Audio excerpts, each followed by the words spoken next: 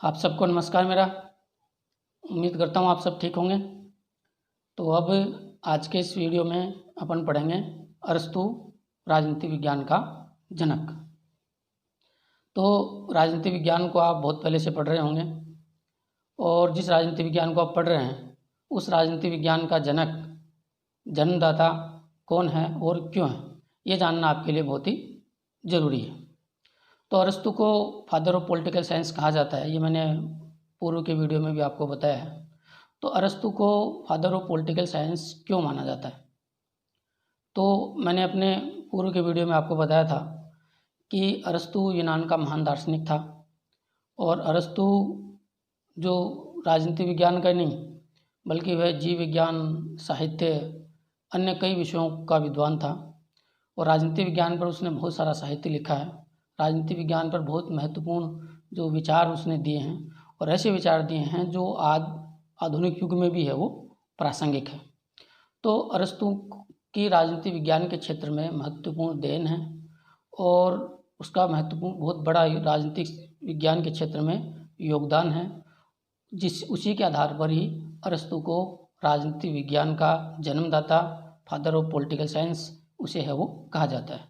तो अरस्तु की राजनीति विज्ञान के क्षेत्र में क्या योगदान है, क्या देन है, या वो कौन से कारण हैं जिनके आधार पर अरस्तु को राजनीति विज्ञान का जन्मदाता कहा जाता है। अब अपन उन कारणों पर चर्चा है वो करेंगे। तो अरस्तु को राजनीति विज्ञान का जन्मदाता कहने का पहला कारण जो है वो ये है कि अरस्तु से पहले राजनीति विज्ञान नाम का कोई विषय अस्तित्व में नहीं था। अरस्तु से पहले राजनीतिक विषयों को नीति शास्त्र के अंतर्गत है वो पढ़ा जाता था। अरस्तु पहला ऐसा विद्वान था जिसने राजनीतिक विषयों को यानी राजनीति विज्ञान को नीति शास्त्र से पृथक करके इसे एक स्वतंत्र विषय के रूप में स्थापित किया और मान्यता प्रदान की। ये एक बड़ा कारण है अरस्तु को राजनीति विज्ञान का जनक मानने का।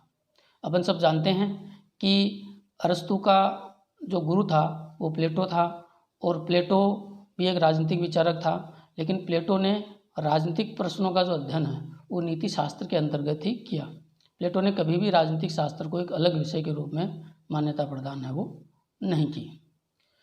अरस्तु को राजनीति विज्ञान का जन्मदाता या जनक कहने का जो दूसरा जो बड़ा कारण है वो है कि अरस्तु ही पहला ऐसा विद्वान था जिसने राजनीति शास्त्र के क्षेत्र में वैज्ञानिक अध्ययन पद्धति का प्रयोग है वो सर्वप्रथम किया। जैसा कि आपको पता होगा कि वैज्ञानिक अध्ययन करने से ही कोई विषय समृद्ध होता है। वैज्ञानिक अध्ययन के माध्यम से जो निष्कर्ष निकलते हैं वही विश्वसनीय है वो होते हैं और राजनीति विज्ञान के क्षेत्र में सर्वप्रथम अध्ययन के लिए वैज्ञानिक पद्धति का प्रयोग करने वाला जो विद्वान है वो अरस्तु ही था। जैसा कि मैक्स ने कहा है कि अरस्तु ही पहला वैज्ञानिक विचारक था। मैक्स ने ही अरस्तु को प्रथम जो वैज्ञानिक विचारक की संज्ञा है वो दी है। तो ये एक बहुत बड़ी देन थी और चूंकि अरस्तु ने वैज्ञानिक पद्धति के माध्यम से ही अपने विभिन्न सिद्धांतों का प्रतिपादन किया था और यही कारण है कि अरस्तु के जो प्राचीन काल के जो विचार और निष्कर्ष हैं वो आज भी प्रासंगिक हैं। आज के राजनीति शास्त्री भी अरस्तु के द्वारा बताए गए राजनीतिक सुझावों का प्रयोग है वो करते हैं, चाहे वो क्रांति को रोकने के उपाय हो, चाहे वो नागरिकता के संबंध में विचार हो या अन्य कोई विचार हो। अब अरस्तु की और राजनीति विज्ञान के क्षेत्र में जो देन है, उसका योगदान है, उस पर चर्चा करते हैं, जिनके आधार पर कि उसको राजनीति विज्ञान का जनक है वो कहा जाता है। अरस्तु पहला ऐसा विद्वान था जिसने राज्य का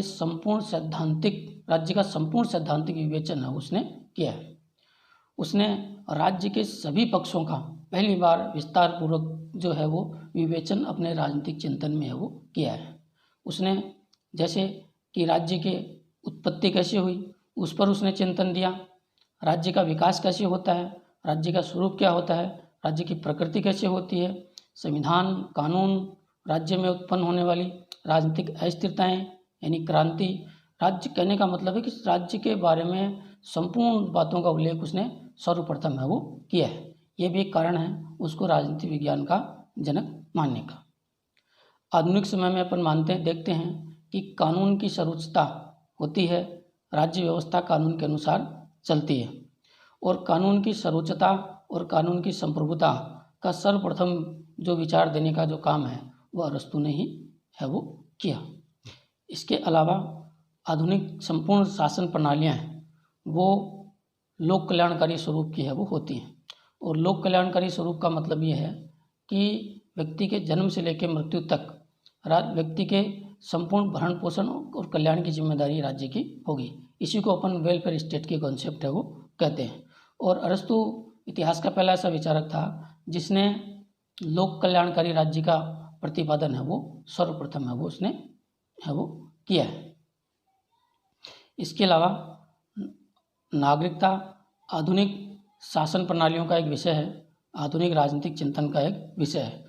नागरिकता की सर्वप्रथम विशद व्याख्या जो है वो अरस्तु ने ही की है, और आधुनिक समय की जो नागरिकता की अवधारणा को विकसित करने में अरस्तु के द्वारा बताई गई नागरिकता संबंधी बातों का काफ़ी महत्वपूर्ण योगदान है।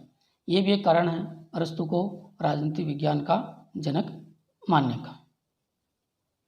और जैसा कि आधुनिक समय में शासन 3 अंगों में विभाजित होता है, विधायिका, कार्यपालिका और न्यायपालिका। अरस्तु ने सर्वप्रथम शासन के 3 अंगों को इस प्रकार से निर्धारित है वो उसने किया है। उसने शासन के 3 अंग है वो बताए। नीति निर्धारक जिसे आधुनिक समय में अपन व्यवस्थापिका कहते हैं, प्रशासकीय जिसे आधुनिक समय में अपन कार्यपालिका कहते हैं, और न्यायिक जिसे आधुनिक समय में अपन न्यायपालिका कहते हैं। तो प्रथम बार उसने इस तरह से शासन को 3 अंगों में विभाजित करने का सुझाव उसने है वो दिया है। इसके अलावा आधुनिक समय में अपन आधुनिक राजनीति विज्ञान में देखते हैं कि राजनीति जो है वो भूगोल से भी प्रभावित होती है, और राजनीति पर है वो अर्थव्यवस्था है वो भी राजनीति को प्रभावित है वो करती है। तो राजनीति पर भूगोल और अर्थ का जो प्रभाव आर्थिक प्रभाव है वो उसका उल्लेख जो है वो सर्वप्रथम अरस्तु ने है वो किया।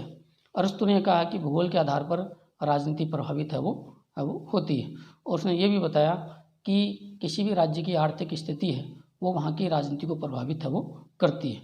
यदि राज्य में अत्यधिक निर्धनता होगी या राज्य में अत्यधिक अमीरी होगी तो उस स्थिति में राज्य में अस्थिरता उत्पन्न होगी।